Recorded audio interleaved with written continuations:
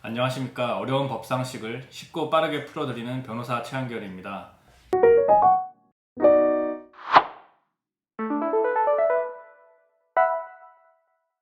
N번방 이슈와 관련해서 회원 정보를 모두 공개하라는 요구가 거세지고 있습니다. 법적으로 이들의 정보를 모두 공개하는 것이 가능한가요? 더불어 이들의 신상을 공개하는 텔레그램, 자경단 같은 활동도 이슈가 되고 있는데요. 이러한 활동은 문제될 소지가 없는지 궁금합니다. 이런 질문을 주셨습니다. 일단은 텔레그램 N번방 가입자 전원의 신상 공개를 원한다라는 청와대 국민청원 게시판에 199만 명이 찬성을 했다고 해요. 회원 정보를 모두 공개하라는 요구가 굉장히 거세지고 있다 보니까 이것에 대해서 어떻게 되느냐, 그리고 이게 참석자가 1만 5천 명이 넘는 숫자다 보니까 주위에도 분명히 이런 사람들이 있을 것이다, 이렇게 걱정하시는 분도 계세요. 그래서 이 피의자 신상 공개와 관련된 얘기를 좀 해볼까 합니다. 피의자 신상 공개라고 하면은 성폭력 처벌법 제22조 1항에 규정이 되어 있는데요. 보통 이제 형이 확정된 사람은 그 범죄를 저지른 것이 맞기 때문에 어느 정도 요건이 되면은 신상 공개를 하는 것이 맞습니다. 그런데 혹시 무죄일지도 모르는, 혹여나 아니면 범죄 가담 정도가 굉장히 낮아가지고 확정 후에 전자발찌라든지 신상 정보 공개가 되지 않는 정도의 범죄자들도 다 공개를 하는 것이 가능한가? 그 법이 이제 성폭력 처벌법 제21조 1항에 규정되어 있습니다. 국민의 알 권리 보장, 피의자의 재범 방지, 그리고 범죄 예방 등 오로지 공공의 이익을 위해서 필요할 때 형이 확정되지 않은 피의자라고 하더라도 얼굴이나 성명, 그리고 나이 등 피의자의 신상에 관한 정보를 공개할 수 있다, 이런 규정입니다. 제가 보기에 N번방 가입자 전원이 그러한 이제 집단 성착취 범죄를 저지른 것이 맞습니다. 그리고 그 N번방에 가입을 해가지고 아동 청소년 성착취물을 본 회원들도 단순한 관전자라기보다는 범행을 방조하고 부추기고 오히려 적극적으로 유인을 한 공범에 해당합니다. 그래서 그들의 정보를 모두 공개하는 것에 찬성하는 입장인데요. 그래도 사실 전원 공개는 좀 무리가 아닌가 싶습니다. 성폭력 처벌법 제22조 2항에는 피의자 신상 공개를 남용하지 말라는 내용도 들어가 있습니다.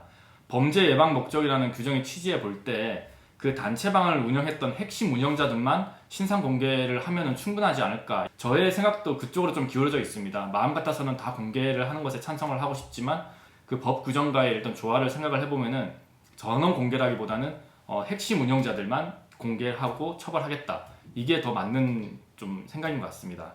이와 관련해가지고 추미애 법무부 장관도 엊그제 그 텔레그램 N번방 사건 공범들의 신상 문제와 관련해가지고 책임이 중한 가담자들에 대해서는 신상을 공개할 것이다, 이렇게 얘기를 했습니다. 책임이 중한 가담자라는 표현 자체가 전원 신상 공개는 아니라는 것이 그 법무부의 입장이다, 이렇게 생각을 합니다.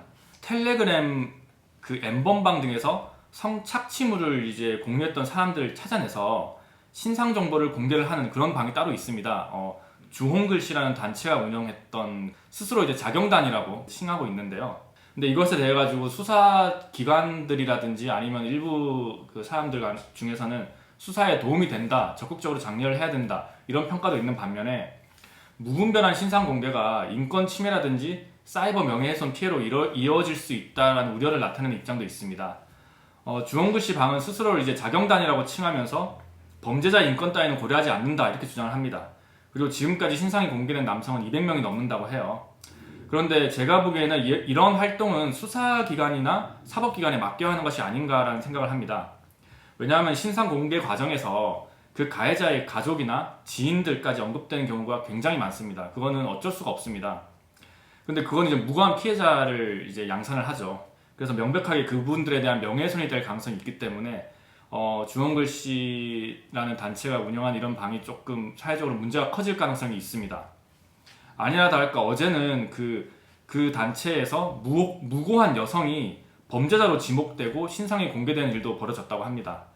주홍글씨 운영진은 그 여성을 그 N번방 박사로부터 돈을 받고 온라인에서 피해자를 알선한 브로커다, 이렇게 공개를 했는데요. 알고 보니까 그건 전혀 확인되지 않은 내용이었습니다. 나중에 알고 봤더니 확인되지 않았다, 그래서 신상을 내린다? 그때는 이미 늦습니다.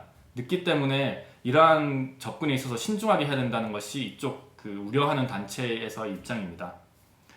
경찰은 또 오히려 성착취 사건과 관련해가지고 무분별한 개인정보 공개 행위에 대해서 조사를 또 본격적으로 착수를 했다고 해요. 그래서 제가 보기에는 어느 정도 그 신상 공개에 있어가지고 선을 지켜야 하지 않을까 생각을 합니다. N번방 범죄와 관련해서 한 말씀을 좀 드리고 싶은데요. 이 범죄는 그 범죄단체 조직 때도 이제 적용이 가능한 중범죄입니다. 지금까지 우리나라는 이제 성범죄뿐만 아니라 아동 범죄에 있어가지고 굉장히 관대했습니다. 외국에서는 그 아동 음란물을 다운받기만 해도 15년 동안 징역을 사는데 기껏해야 1년 또는 뭐 2년 아니면 집행유예가 나오는 것이 대부분이었습니다. 이번에 가해자들이 첫 사례가 될 거예요. 아마 그래서 가장 센 형으로 처벌받을 가능성이 매우 높습니다. 그 법무부 장관도 그런 말을 했고요. 그래서 지금 변호사 빨리 함께 상의를 하고 자수를 해가지고 뭐 범죄에 대해서 반성하고 그리고 앞으로 그런 범죄를 근절시키는 데 협조하는 것이 어떨까 그런 생각입니다. 아닙니다. 그 다른 사건과는 진짜 다르게 좀 민첩하게 움직이고 있습니다. 지금 재판부도 그 재판장 스스로가 자기가 이제 나는 좀 깊이 해달라 이렇게 이제 신청을 한 겁니다. 이 사건이. 물론 바깥에서 여론이 나와가지고 그 재판장님께서 왜냐하면 예전에 어떤 성범죄 사건에서 무죄를 준 적이 있었기 때문에 그 판사는 안 된다. 이렇게 이제 여론이 들끓었거든요. 물론 그런 여론이 올바른 것은 아닙니다. 왜냐하면 사법권에 대한 이제 침해거든요. 이게 실제로 그 재판장님께서 그 무죄를 준 사건을 저희가 다 들여다보지는 않았잖아요. 그렇기 때문에 그것이 무죄가 맞거나 뭐 그럴 수도 있습니다. 그런데 그 재판부에 대한 좀 간섭일 수가 있어요. 그래도 지금 사회적으로 워낙 이슈가 되고 특히 이제 정부에서조차 이거는 좀 확실하게 근절을 하자 이런 이제 입장이 있기 때문에 아마 사법부에서도 이거에 대한 전담 팀을 이미 꾸렸을 겁니다. 꾸려가지고 그렇게 되면 이제 피고인들이 굉장히 많아져요. 나중 되면은 그것도 다 별도로 다 처벌하는 전담 팀이 아마 꾸려졌을 겁니다.